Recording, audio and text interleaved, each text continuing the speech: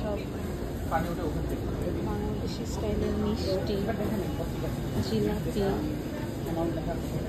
Butter বন আছে, বিভিন্ন ধরনের মিষ্টি।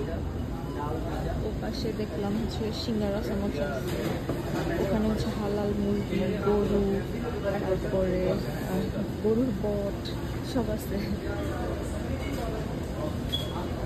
মাগুর মাছ, ছোট মাছ। এটা বাঙালি দোকান আর কি, যেখানে সব বাঙালি গুঁড়া দুধ, বাঙালি চানাচুর, মাছ সবকিছু আছে আর কি, বাঙালি স্ন্যাক্স, স্বপ্ন টপ্নতে যা যা পাওয়া যেত আর কি, ওগুলো সব এখানে আছে। বিশাল বড় দোকান, এটা হচ্ছে আল আকসা ইয়ের নাম আর কি। ফাঙ্গাস, তারপরে শৈল মাছ, শোল মাছ সব আছে আর কি। তারপর বাইরে দেখছি কাঁঠাল আছে, ডাব আছে, আম আছে, ইলিশ মাছ আছে।